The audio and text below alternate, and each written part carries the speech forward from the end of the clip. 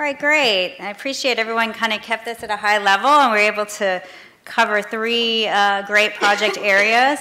So now we're moving to the next part of this session, and we want all participants, and that means all of you out there in the crowd, you're not going to hide anymore. We're all going to be part of this conversation, to look at the research. You know, what are the next directions for research in next generation high schools? And what do these projects help us think as a starting point for that? And then I believe all of you were pretty much participating in the earlier PI breakout sessions, so we want to draw those ideas in here too, so hopefully you'll bring that as well to the conversation. So I think we'll just start. I just want to turn it to the panel, and if you have any comments just at a high level with your projects and how you think it might impact next generation high school research. David did start us with a few ideas there. Well, when we had spoken, the four of us, in an online conference about our presentations, I was struck by some of the commonalities I think Jody actually pointed out, which keep resonating in my head about some of the commonalities of sort of the project-based work here, but also the agency and the ownership that learners take on, whether they're teachers or students in these kinds of environments. And I really think that's the magic behind what happens here. And in my case, it just kind of happens spontaneously in this community volunteer experience where it was really, people were motivated by helping their community, by solving a real significant problem that would impact their loved ones and impact the response times in their community and the learning of the professionals who are helping their families. And so I just want to speak to that really important notion and commonality in the agency and the ownership that students and teachers take on. I think that's a lot of what we're after. Yeah, great. And I'd add with that none of us are measuring stuff that would typically be measured in today's schools, and none of the stuff that we're doing would be caught on today's tests. Mm-hmm. Very good point. So technology is really giving us these new affordances to be able to have this agency and these really creative kind of simulated experiences like what Brenda's doing, and then the gaming where we're able to assess what's going on in behaviors that are just fun sometimes too for the kids, right? I mean, doing things along that line. What about you in the audience? What are your thoughts on this? I mean, what comes to mind in terms of, you know, cyber learning, maybe even in general, and what are some of the issues that come up related to next generation high schools? Yes? Do you see this as being something that you add to the curriculum, or is embedded into the curriculum, or changing completely the curriculum? Well, in regards to ours, I know that there are, again, European projects such as open living labs. I've heard of schools in Spain that are working on community-based smart city problems and directly involving partnerships with schools and teachers. I would love to see that happen because, you know, some of the statistics that are being thrown out are 50 billion, you know, devices. It's not about the devices, it's really about improving our quality of life and really improving our educational system at the same time. And I think there's a lot of promise in those kinds of models. And I think the Europeans are ahead of us in thinking along those lines. So I would love to see breaking out of the box and kind of into the real world problems truly through this human-centered design process, community-centered design process. I think it's both. To have any chance of getting some of the work we do into high school or middle school classrooms, teachers have to at least see how it works with their students. And so even just having them design one game or one STEM simulation, the probabilities that are embedded in these, the use of variables, it's easier to convince math and certainly the science content, science teachers, yeah, this might be a good activity, how can it replace? But once they see how it kind of takes a hold of students in different ways than maybe some other activities, it influences the way they consider their curriculum and other projects they may take on.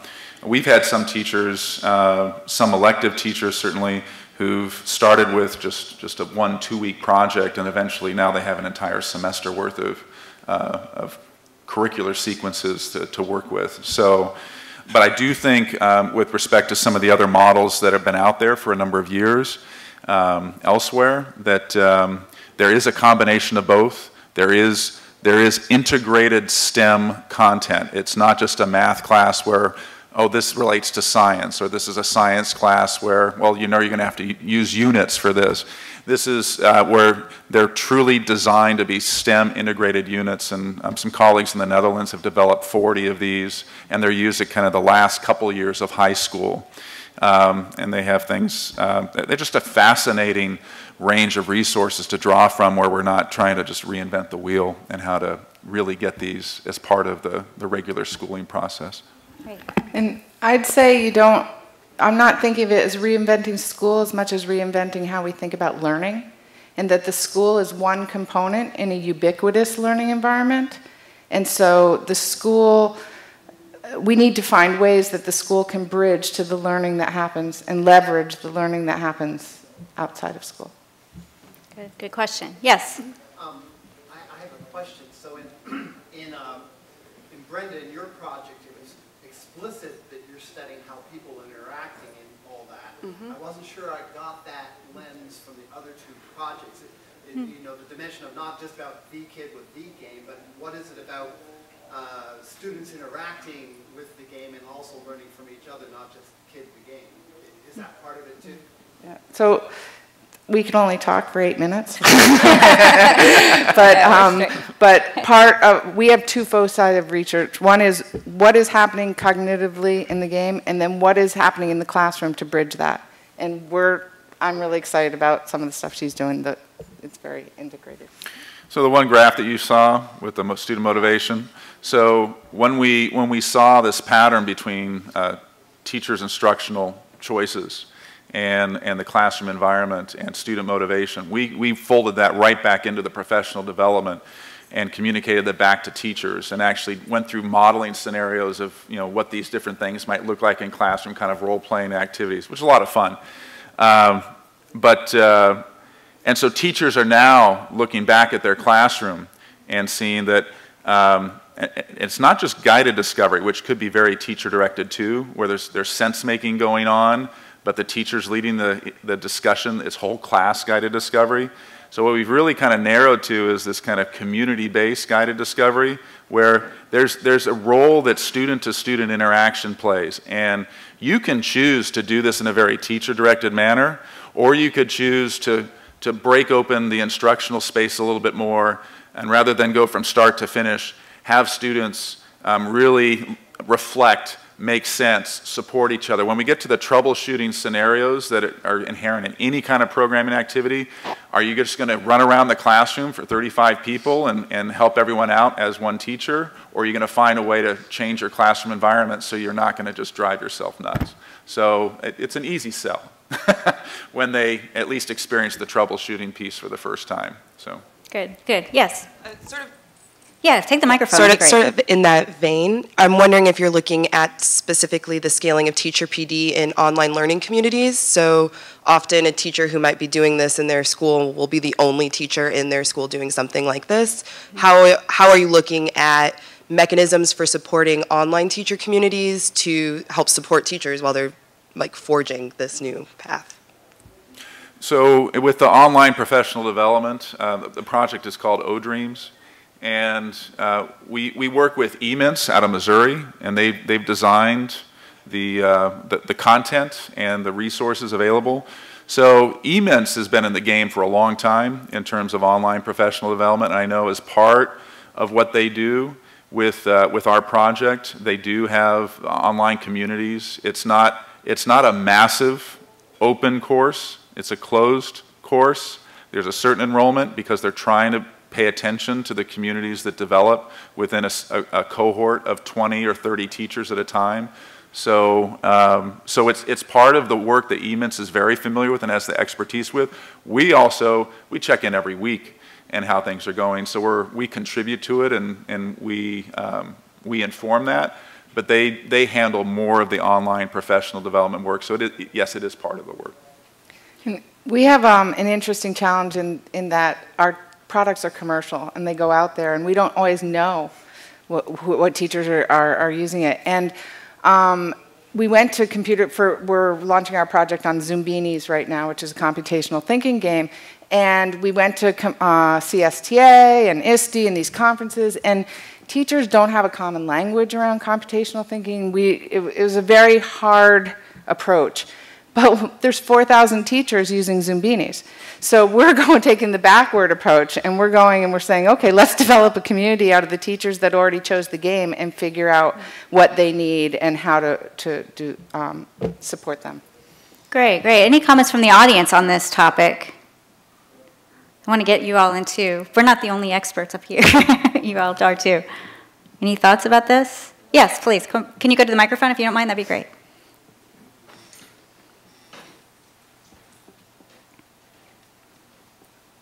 So my thought in the whole area of cyber learning, in society we are cyber living.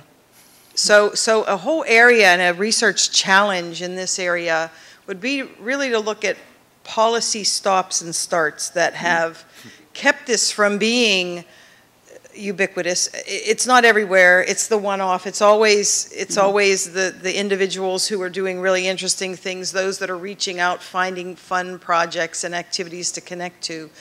But so I think a whole area is, I know I'm at a university where a lot of faculty have been working for years and years just even to trying to get any type of computer use to be mandated in a specific way. What are the topics? You can't even find any state that is really gone down a good path to create that. So I think just in the whole research challenge, a lot of people are out there just on their own doing this. And I think you mentioned there isn't common data coming out of every school and thing that you can do in science and math. So we try to jam it into these other things, which it does. It integrates well, but then you have to change the curriculum to enable that to happen and the professional development, so all of this. So I think the policy research around this, why is it not going anywhere anytime there's a good start, and it fails. So that's just a whole. So one answer to that why is, we noted in our last session, the funds and the programs for PD have gone down at the same time this has gone up. So I think that's a big crux to it. Not the only, but a big one. It's a great point. Yes, please. You talk about working with the high school. I know this is a high school thing, but I was wondering, is your research and your programming going to go down to the elementary level? I think there would be amazing things to discover, and if we discovered it early when they're really, picking things up, I think we would do a lot of things. If we understood their minds and forced it through, we can make a whole big difference. Zoombinis is actually grades 8 and above, so we're in the whole spectrum for that. Yeah, but I'm talking about elementary, K to. Yeah. So we do have we have teachers in 3rd, 4th grade that are involved in the project and up. It wasn't the original design, but we didn't close off our professional development, and they found that this worked really well. And then a local district got involved in a STEM initiative grant, and all of the elementary teachers were going to design these STEM integrated units, and then found great value in the work that we were doing. So yeah, there were a number of elementary teachers right next to the university that really engaged in this project in a significant way. So I do think it's important, and I'm glad you brought it up, the notion of student identity around STEM. If we try to tackle it in high school, it's too late, and we know that. Middle school, to some extent, is where there's a lot of interesting things occurring with identity formation and identity with certain disciplines and career pathways and such. But even upper elementary, I think we can definitely plant some seeds around STEM pathways, STEM career paths, and if we wait until 8th grade, 10th grade, then it's just going to be what happens around them. It's going to be what they grow up around, who their parents are, who they interact with. And so, no, we need to also think more about how to capture students' and teachers' attention, especially in some of the upper elementary grades. Yeah, technology-wise, but have you heard about the Marshmallow Project? Yeah. I'm sure everybody's Yeah. heard of that talk. Sounds fun. The Marshmallow Project. But it's a marshmallow experiment, yeah. They give you 20 pieces of spaghetti and a marshmallow, you have to make the tallest Oh. tower. Oh, and that, so oh, on. that. The people that do best on that are the kindergarten people. Seriously, engineers and CEOs, they fail terribly. But the people who do best are kindergarten because they don't have that function. I'm just wondering if we could use your technology to see how their minds work. Right. Maybe, wow. So I just wanted to clarify, I meant age 8, so it's grade 3. So, and secondly, yeah, an hour of code is all the way down to elementary, and Scratch has Scratch Junior down to elementary, so there is a lot of stuff in that area. Yes, Judy? I was going to say, this is a Cyberlearning panel, and these are some great projects, but the portfolio does encompass all grades and beyond. And informal. Right. When we're talking about the cyber learning research area, we are talking about all of it. But the question here sort of is, what are the possibilities that are exciting about cyber learning for high school? And also, as you're talking about, what are the challenges? I mean, you've got policy issues, you've got systemic, you've got professional development for the teachers. So yes, we're talking broader than just these projects, but these are all really great questions. The Marshmallow Project is a good starting point. Yes, Mike. So in terms of a challenge, this also might be related to policy. I think a big challenge is in perception, and let me explain what I mean by that.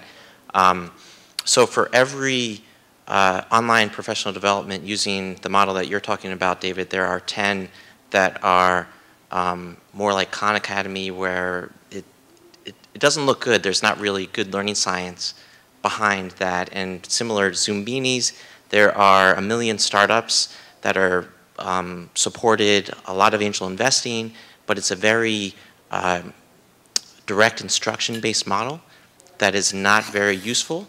And so have you pushed that perception, and do you see that as a limitation to some of your own? There's literature on it. Karen Isbister wrote, the educational games miss the mark both in education and games. And I would add that the neurogaming field is about to blow open, and if we as researchers don't have good evidence for what is valuable in that field, it's going to get wiped out by lumosities before we even have a chance.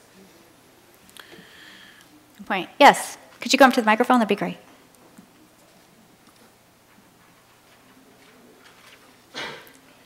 So I appreciated the talk, and it was very helpful to hear kind of the spectrum of what we're doing, and I understand it goes beyond this. But a question is, how has some of this research and technologies helped us in terms of reaching to, again, the systematically underserved communities, rural communities? We talked a little bit about in the PI, those who actually don't have access to computers, or the computers are from the 90s for some reason in the classroom and just don't turn on, or, so it's how have you looked at that? And this is for anyone, I guess, in the room, because it's where can that go in terms of, especially when it comes to some of the longer-term view on what's happening. Yeah, good question.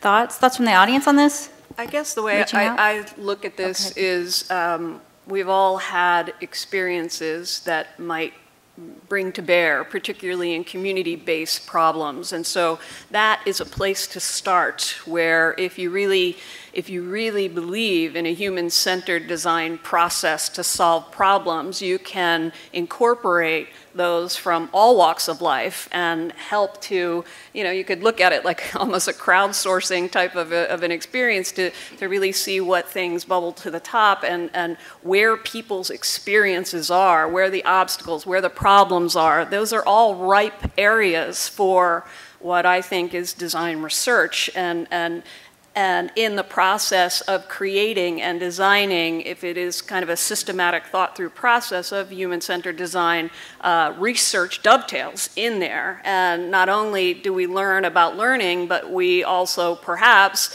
are on the path of creating some type of, or iterating some type of solution. So the more voices involved in that, at the more levels in different situations, we've presented this project at Smart Cities conferences in Texas and other places this year have had the San Francisco Fire Department, Norfolk Fire Department come up and say, we need this today. All right, this is our community needs this, and that's a real driver for both, you know, involvement at multiple levels. And I'd love to see more models of it really does take a village, and it takes a multidisciplinary village to do something like this. You can't do it alone, and so I think the more voices, the better.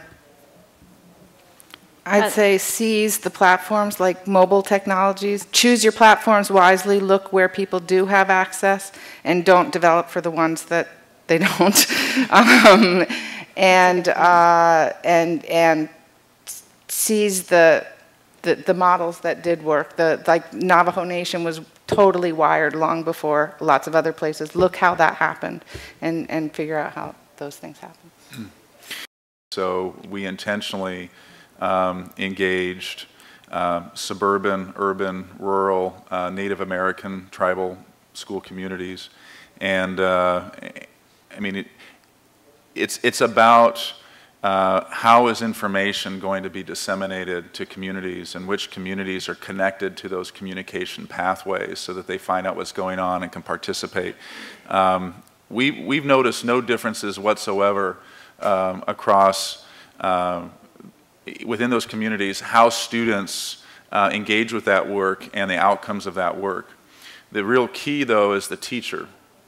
So if a rural school hasn't had a math teacher for the last 3 years, or a mountain school in Colorado, or there's constant turnover where every year or two the students are seeing a new teacher, it's really difficult to get some kind of traction to where some of those programs can hold. So, and that's not just for our program, that's for anything. So the more stable, even to get a teacher to stay there for 3 or 4 years at a school, whether it's urban or rural, is key, because, you know, we can have all sorts of online professional development, but how are you going to re-communicate that with a novice teacher who just came out of either a pre-service program or an alternative licensure program and is disconnected from this communication stream about what's happening with cyber learning? Any thoughts about this from the audience? Jump in. Everyone must have at least one area that they're excited about. Anybody? Yes. I can make one comment. I have an 8-year-old who plays with this game called Minecraft. Minecraft, okay. Little game called Welcome. Without any instruction, he has learned how to build a castle and do all these things. And then I asked him to teach me. He said, all you have to do is this and this and this. So yeah, there's a lot of value because they do learn how to do things on their own, even though they had no prior instruction. Like you said, you don't have to first give them instruction. My concern is, where is the long-term benefit? Is it going to be a good thing just to have him do something like that without any guidance, or where does the guidance come in? You need to bridge. Yeah. You need to bridge it to something that, and I won't say to school-based learning, because I don't think that's the end result of transfer, but it needs to be bridged to something that is outside the game that's meaningful to that person or society or something. So the game could give you that. The kids get the agency and the excitement about, you know, creating in Minecraft, but then, like Jody's saying, you've got to transfer that and make the connection to something else over the long term. What else about that? Yes, back and back. So there's youth programs that I think are great. One is Desmos for doing graphing. Okay. I think it's a wonderful program, can be used in the classroom, and putting it outside of probably better in the classroom. Another that I think is great is called Project Euler. Combines math and computers. It has problems that are computationally difficult without a computer. So you have to program it. You can use whatever program you want. You can use Excel, Java, C, Mathematica, whatever. And then once you solve a problem, you can see there's a discussion group. You can see how other people solve it. What was the name of? I didn't catch this. Project Euler. Euler. How do you? Euler, like Euler. the mathematician. Oh. Okay. Like the mathematician or like the... Like the mathematician. Yeah. Okay. And so I think that that's a wonderful program. And then there's a new program called XP, EXPII, where people can add material, and it has a weekly 5 set of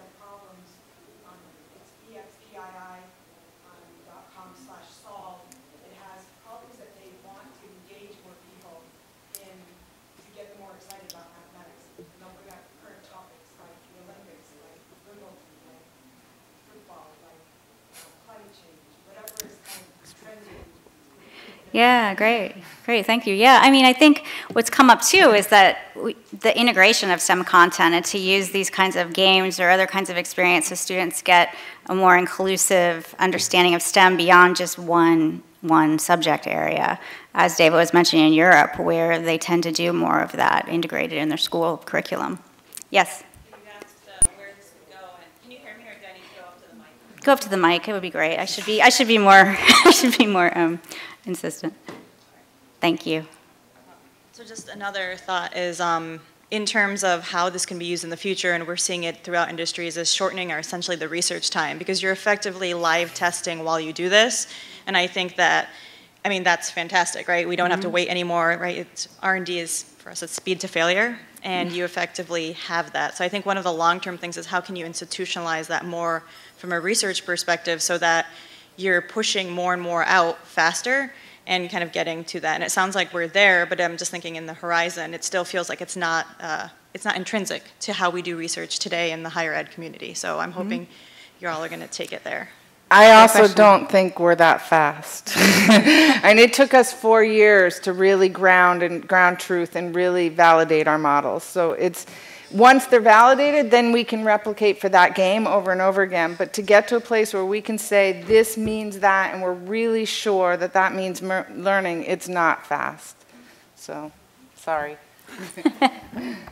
And I would say that iterative process is really particularly at the level of complexity, and I could imagine where there are studies surrounding an experience like that about how kids think about system of systems problems or complex environments, and so that adds a whole nother layer around a very complex endeavor, and I would say that it takes longer sometimes than 2 years or 3 years to actually get to a sustainable and then be able to get to a point to scale up. So I think support across the spectrum is a very important thing that often falls off. Good point. We have time for one more comment from the audience. Participant. It's not really audience, we're all together. Somebody else, yes. Mike, you gave us the last few words here. One of the things I was really excited about by this panel is that you were able to bridge both some really interesting gaming and technical systems with something that's very Internet of Things, and I was really happy to see Brenda on this panel. And so one of the things that excites me is this intersection of the physical and the digital, and trying to get the research community push that agenda as we are really big at NSF on cyber physical systems, moving forward with smart and connected communities, and getting the research community to help us bring learning into that conversation. And I think cyber learning is the way to do it. But I think it's just the start, and I mentioned before the perception is not very good with some of our systems. And so being able to be at the forefront of pushing the agenda, and what I think that looks like is... Oh, that was me, sorry. is for us to figure out how do we bring all of these really nice out-of-school experiences into our curriculum. And I think we're starting to look at that.